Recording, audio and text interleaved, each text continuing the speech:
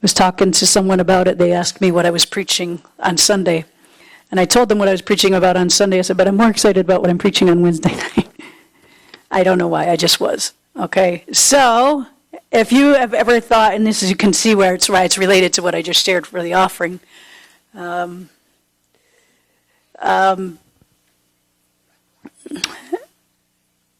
want to ask if you've ever thought the way I thought, the way that I have thought. So I have had these thoughts at points in time. Well, I don't have enough time to do, a certain task, right? So I'm just not going to start it, right? I'm not going to even try, right? Or I don't have enough money to invest. Or what I have is not enough, it's like nothing, right?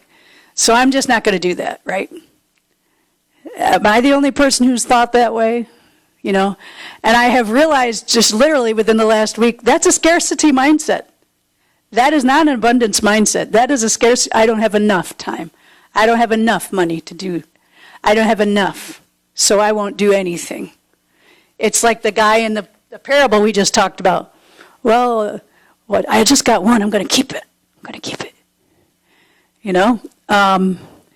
And when I prepared this message, I didn't know that I was going to use that example for the offering. But again and again, the Bible shows us people, situations, circumstances where God turns something small into something great. The little boy, all he had was a lunch, and it fed thousands.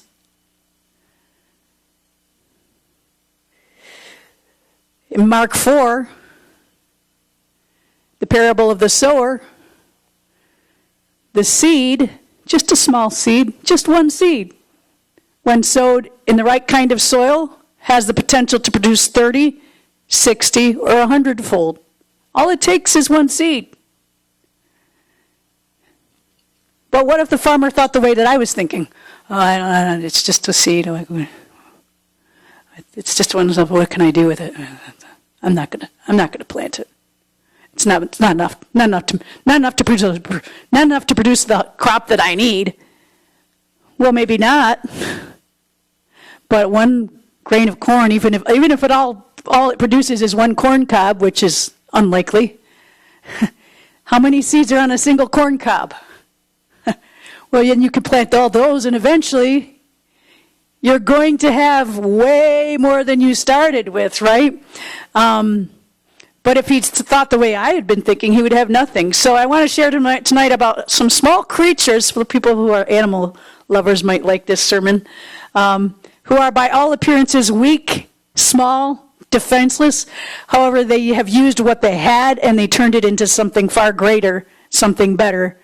They prepared for the future. They were creative with available resources. They relied completely on God. They properly prioritized themselves in relation to each other and to their surroundings, and they used their skills to move them from where they were to a better place. Let's look at Proverbs, and I wrote down the wrong scripture reference. It's a good thing I know where I'm going. Proverbs chapter 30. I don't know why I'm turning. I have it in my notes, but I'm turning. Proverbs chapter 30, verses 24 through 28. All right, we're doing well. There are 4 things which are little on the earth, but they are exceedingly wise. The ants are a people not strong, yet they prepare their food in the summer. The rock badgers are a feeble folk, yet they make their homes in crags. The locusts have no king, yet they all advance in ranks. The spider skillfully grasps with its hands, and it is in king's palaces. So here we have 4 creatures. They're all seemingly small, seemingly insignificant. Ants, rock badgers, locusts, and spiders. Is this church or is this a zoo? Is this church or is this some sort of, weird Halloween party? Spiders, what are you talking about? Anyways, God says that these seemingly small creatures are exceedingly wise. The proper application of biblical wisdom to our current circumstances, to their current circumstances, what propelled them forward. So the ants, we'll just look at these 4 different creatures in turn. The ants prepared for the future. So ants are not strong, and yet they prepare ahead of time for the winter. They forage for food in the summer, and they store it for the hard winter months. They have a highly organized, complex social order, often in functioning as a superorganism with a strict division of labor based on age and castes and specialized roles rather than a strict dominance hierarchy. So, everybody is assigned a task that they're good at. Everybody knows what task they're assigned to. They don't get mad and say, hey, I want to do X, Y, Z. I like what Joe's doing. I want to do that instead of what I'm doing. No, you're good at what you're doing. Joe's good at what he's doing. Everybody working together, we can do something far greater than what we can do on our own. So not only do they individually scramble and prepare for the future, but they do so in a way where everyone's doing what they best. And the result is that even though one ant alone could not necessarily do that much, together they do a lot. Proverbs 6:6-8 says this, go to the ant, you sluggard, consider her ways and be wise, which having no captain, overseer, or ruler provides her supplies in the summer and gathers her food in the harvest. So there's no boss standing over them with a whip, telling them what to do, when to do it, how to do it. They just arrange themselves in order and they work. Industrious is one adjective that would kind of describe every single ant that I've ever watched. I never see an ant lazing around in the hammock. Bring me my lemonade. You never see them. They're always busy. They're always moving, right? Usually they're moving because you're going to squish them if you catch up to them, right? But they'd have nothing really telling them. They just, from the inside, prepare for the future. From the inside, they organize themselves in relation to each other. It's kind of related to what Annette was talking about. We have this gift inside of us. From the inside, we can do some things. But I've seen ants carrying what to me looked like just a breadcrumb, right, and small. But they take what's small, they take it back to their nest, and then they're all doing that. They're all bringing stuff back to their nest. So then by the time the winter comes, they have plenty of food for everyone. This little tiny breadcrumb that you and I we would pick it up and throw it in the garbage, probably have, helps to feed an entire community of ants, colony, thank you. So they take what's small, they work diligently with it, and they take these small bits of their food to the nest, and the whole colony eats for the whole winter. So financially, if you invested $100 per month for 40 years, by the time you were done, you would have a lot more than the original $36,000 you invested. Why? Because economies grow over time. Well, there's a risk involved with that, Kim. I know that. If you invested $1 in 1976, in 2020 it would have been worth $100. Well, there's not much risk there, is there? It's a buck. Who can't afford a buck? Right? Well, but if you hoarded $1 in 2020, you would have had $1. You would not have had the increase. And in fact, you would not even have the $1 because that $1 in 2020 didn't have the same purchasing power as it did in 1976, right? So, not just money, but other things. Time. I only have 15 minutes, so I'm just gonna scroll Facebook. I'm feeling convicted. I did that right before church tonight. I really did. But I had already prepared. I'm like, I'm done. I can relax a little bit. But really, it's amazing what you can do with just even 5 or 10 minutes a day.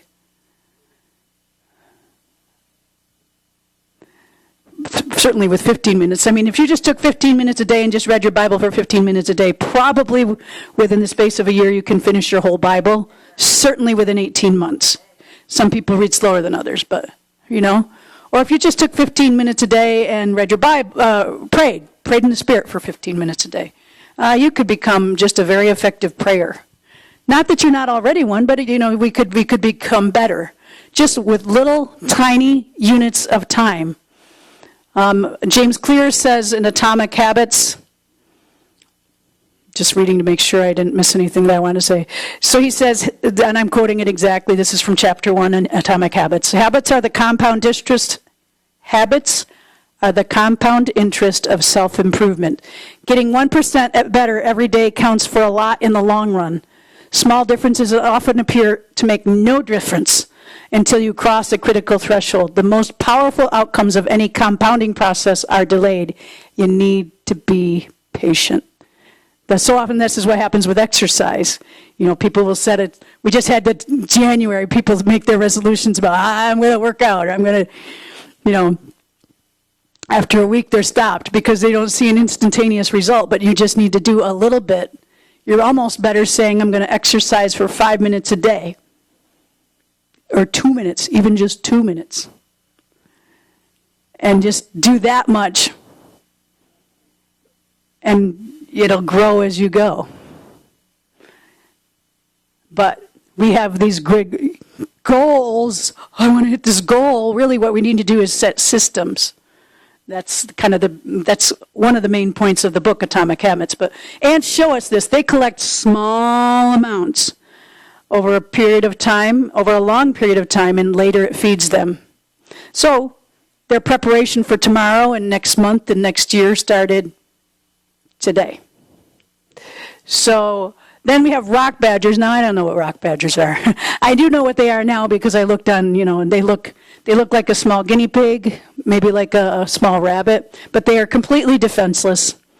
And they show us what creativity with limited resources and complete reliance on God will do. So they look like a guinea pig or a rabbit. They have no way to defend themselves, and yet they survive. Well, how? So they take advantage of the available resources. So they make their homes in the crags of rocks. Now, the rocks to me seem like a pretty inhospitable place to make a home. But for the rock badgers, they hide in the crags. And they're small, so they can fit into places that their predators can't fit. So this pile of rocks or this cave that you and I would be like, that's not a home, is perfect for them.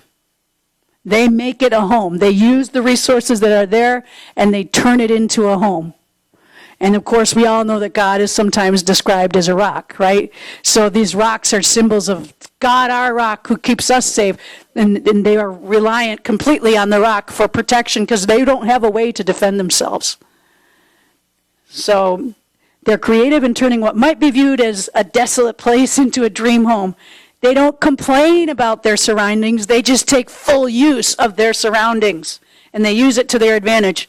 In their creativity, they create a home in what most people would view to be desolation. So Psalm 18:2 says this, "The Lord is my rock and my fortress and my deliverer, my God, my strength in whom I will trust, my shield and the horn of my salvation, my stronghold."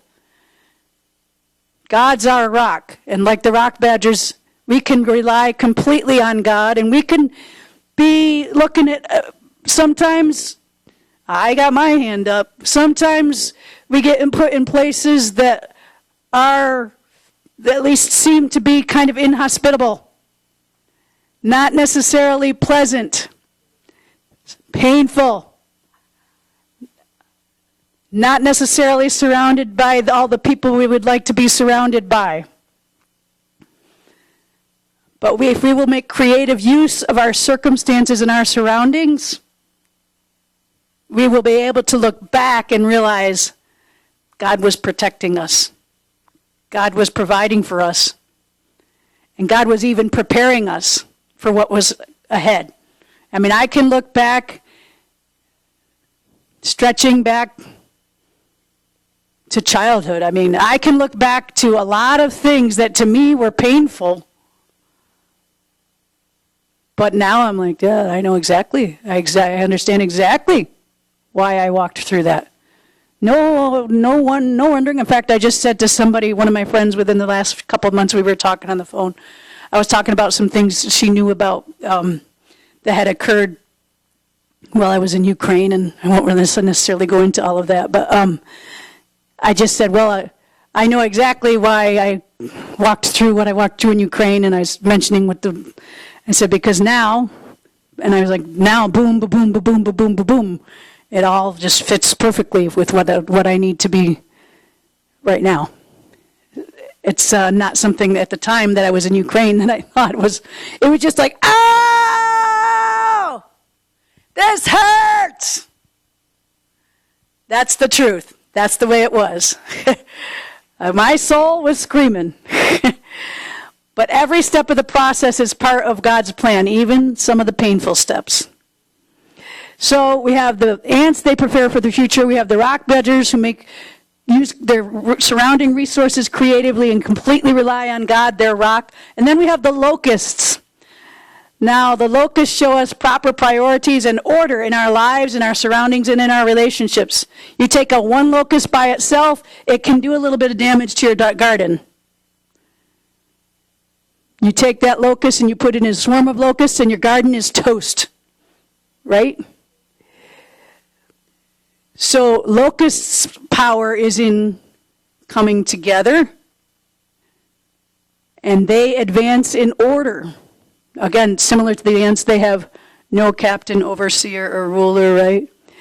But they prioritize themselves and they organize themselves in relation to each other, and they just lockstep. They're like an army. Have you ever seen videos of locusts coming and wiping out entire crops? They do it in short order, very quickly, very efficiently, because they're together and they're organized. They're following a plan, right?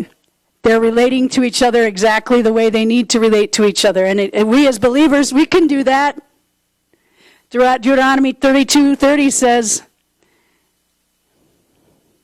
let me back up. If we come together with other believers in an organized way, we can do damage to the kingdom of darkness, the same way locusts do damage in the natural, right? So Deuteronomy 32 says, how could one chase 1,000 and two put 10,000 to flight unless their rockets sold them? One of us can put, I've got to get the numbers right. One can chase 1,000. Two, again, the ability of two together is multiplied. Some of that multiplication, a lot of that multiplication, whether it's money or involves you sharing your abilities, your skills, your resources with others, and them sharing theirs with you, and it increases and it grows. You can probably testify to that in your business. I mean, everything that grows, it doesn't grow just because I have this great idea.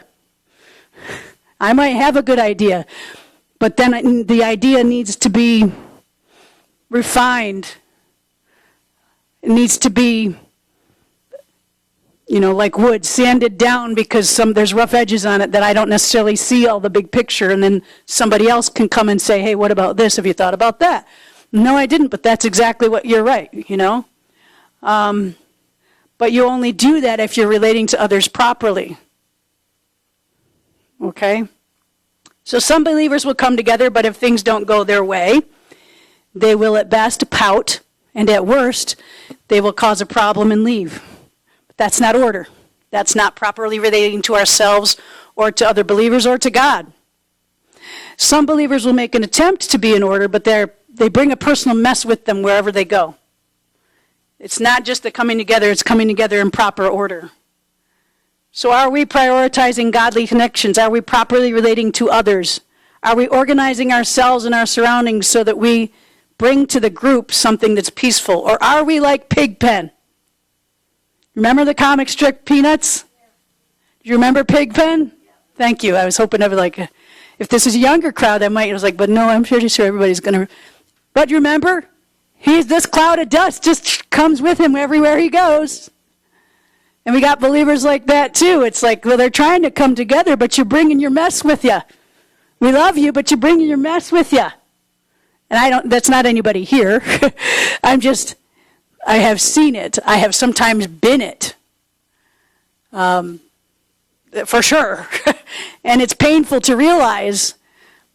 But, when you're bringing your mess with you, that impacts the ability to go in lockstep and work together. And like, everybody else is clean. They don't necessarily want to get involved with your dirt. Not that they're holier than thou. It's not that. But they just, Nobody wants Pigpen for a best friend. We'll love him in the Lord, but nobody wants him for a best friend, right? So the locusts advance because they come together with proper priorities and in proper relationship to those around them. We can do this too. This is not just about church.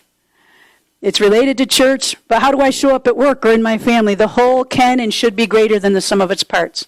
And we will advance the most if we all bring our best. Now, I went to Colorado in September. You know that. What you may not all know, some of you might know, I'm one of 5 children. All 5 of us were there for the first time since my mother passed away in 2018.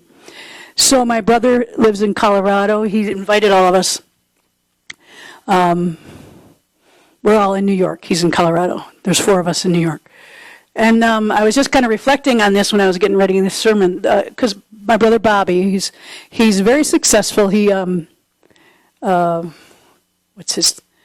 cloud architect now. He worked for the Air Force as a civilian worker for many years, then he retired. Literally, he was scheduled to retire when my mother died. He ended up pushing his retirement out a week or two.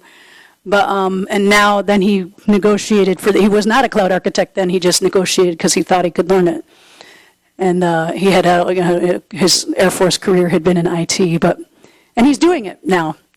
All that to say, he's very successful in fields that none of us are really involved with. And somebody asks you to come to Colorado, and they're paying your way. Sure, I mean, he paid for all of us to go. We didn't necessarily all need it, but he paid for all of us. 4 round-trip airfares. And then we're there at his house with his wife, and his son's grown, so son doesn't live there anymore, but Nick was in and out. But, he took us, we arrived, and I think it was like the morning after we arrived. I think we got there in time to eat dinner and go to sleep, basically. And he took us to this, because he retired as a civilian worker from the Air Force, so he still has access to special stuff. He goes to the gym at the Air Force Academy and all that kind of stuff. But there's this, it's like cabins, and it's like a campground kind of a place. So he took us there first, and we had a bonfire, and he's talking about all the stuff he's got planned for the next day. I mean, at first I thought he was boasting. Because, we all are very intelligent 5 children. And we will not hesitate to tell you what we are good at. Or some of us will not hesitate. I think we all pretty much, including me, I can do that. Let me. I got my sister she's the musician. She can sight read flies on wallpaper, and that's not exactly a lie. You put music in front of her, she can read it very quickly. My first memory is of sitting on her lap while she played the piano. That's my very first ever memory, with my hands on top of hers. Then we got Bobby, the one who's from Colorado. And then we got my brother John, who's extremely gifted. Oh my gosh, the voice. Beautiful, beautiful, gorgeous voice. My sister Julie sells pharmaceuticals to doctors. Very good, could sell ice to Eskimos type of person. But so we're all together, and like I said, I thought he was talking, well, tomorrow we're going to go to such and, I think it was the concert. Tomorrow we're going to go to a concert, and after we get out of there, you're going to say, well, that didn't suck. Those were his exact words. Excuse me, I'm sorry, I know that's not necessarily church language, but, and then we're going to go to this restaurant, and then we're going to go to da-da-da. But I thought about it, because we all had a grand time. We had a fantastic time. It was just really, really a positive memory. So thankful that I got to do it. But he wasn't boasting. He had this built up in his mind. He was going to make it a great weekend for his sisters and brothers. He was coming with his best. And that was not necessarily like him as we were kids. We called him Joe Cool. He was just too cool for the rest of us, right? Well, he was like third in his class, and my parents if you had just exerted this much attention and energy, you could have been first. He just, some stuff just came out. He was a very sports gifted guy kind of thing, but That's, not what we grew up with, was not this person who's like, I want to create memories for my family. But he brought his best. His wife outdid herself, making all of us feel welcome. It was just, they brought their best selves, and we all responded with our best selves. We didn't necessarily know what was going to happen going into it. My one sister's been a little bit on the outside. She wasn't even sure she was going to go. I called her. I'm like, Bobby's paying. She said, really? I said, oh, yeah. Because he put her, the sibling text and invited her, but he didn't mention that. I'm like, you want to go. You lived in Colorado. You haven't been there in years. You know you want to go. Bobby's paying. I got to check with my husband, but I think I'm going. So she was unsure, and his wife went way out of her way to make sure that she felt at home and welcome. In fact, when we were at the campground, my brother John said, I don't remember why he said it, but it was a small little, it slept 5, but nobody had privacy and all that kind of stuff. And my brother John, the next morning when we got up, because we're getting ready to go back to Bob's house, and he's my brother, I miss Loretta's hotel. That's my brother's wife's name. Because it's just, everybody has their own bed, and like I shared one room with my sister, but the others, they all had their own bedroom and all that kind of stuff. I think they had to share a bathroom, but all that to say, it's not just about church. Do we bring our best selves to our workplaces? Do we bring our best selves to whatever setting the Lord might order our steps and direct us into? So we, like these seemingly insignificant creatures, can take what's available to us, use what we have, and see God turn it into something greater than what we have. And I didn't get to the spider. I'm going to quickly cover the spider. This can also be translated lizard. So they skillfully grasp, right? And they're in king's palaces. So this is skillfulness in completing our tasks. The spider uses its skill of grasping and ends up in king's palaces. It can also be lizards. I have seen both spiders and lizards crawling across the ceiling where there's nothing to hang on to. Here there's lots of stuff to hang on to. I still remember one of my first memories of India, like going to sleep and seeing, that's a lizard. There's nothing to hang on to. I'm expecting it to drop on me at any moment, but it didn't, right? Thank you. But they have an amazing ability and skill of grasping to the degree that they can go anywhere, right? They can hold on to nothing and they won't fall. And we can use the gifts, the skills, the abilities that God's given us skillfully, and it will take us to places that we never dreamed of. It's not enough to just have a talent or an ability. It has to be improved. So any skill can be improved or declined based on constant mindful practice. I'll be honest, there have been some skills God has given to me that I did not improve as I ought to have improved, and it hindered my ability to go where God wanted me to go. That's just a fact. I regret that, but that's a fact. But if we will improve our skills, God can take us anywhere. Mickey Mantle, so if you're a sports fan, you're going to like this. He was perhaps the most naturally gifted baseball player of all time. He was the fastest of his time. He ran the bases in 13 seconds. Powerful hitter, the longest home run ever, 643 feet. He was playing semi-pro ball at age 16. He signed with the Yankees on graduation day in 1949. He was in the major leagues by age 19. He played in more games than any other Yankee, 2,041 if I remember the number. He was the American League most valuable player 3 times. He won the 1956 Triple Crown, best batting average, most home runs, and most runs batted in that year.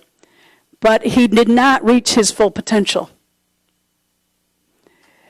He never thought about baseball during the off season, and he was a raging alcoholic. This is him directly. This is what he said about himself. Today I can admit that all the drinking shortened my career. Casey Stengel, the Yankees manager, had said when I went up, this guy's going to be better than DiMaggio and Ruth. It didn't happen. I never fulfilled what my dad had wanted, to be the greatest player who ever lived, and I should have. God gave me a great body to play with, and I didn't take care of it. And I blame a lot on the alcohol. Everybody tries to make the excuse that injuries shortened my career. The truth is, after I'd have a knee operation, the doctors would give me rehab work to do, but I wouldn't do it. I'd be out drinking. I always thought, hey, I'll be all right. I hurt my knees again throughout the years, and I just thought I'd naturally come back. Everything has always come natural to me. I didn't work hard at it.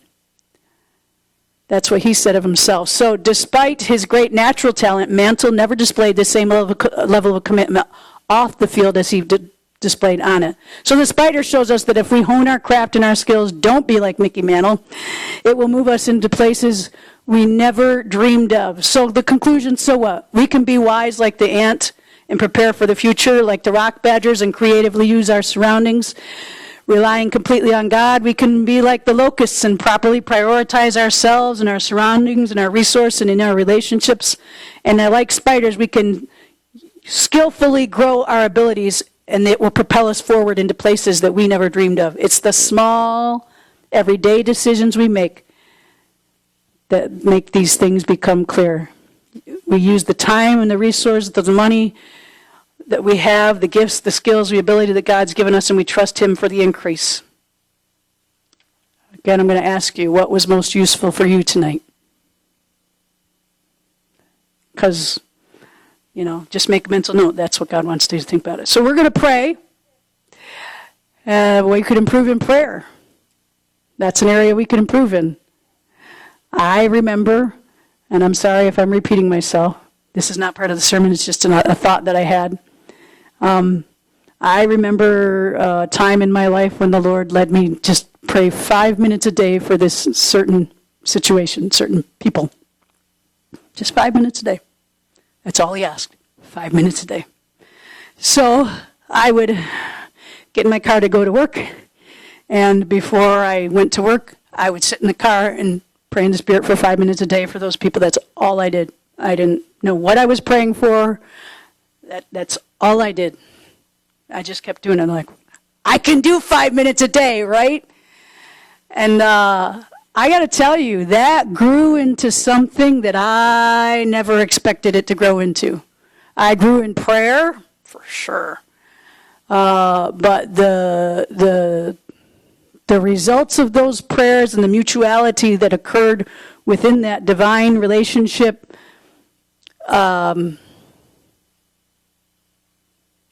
couldn't put a price tag on it. I would not be able to tell you what it was worth to me or what it was worth to them.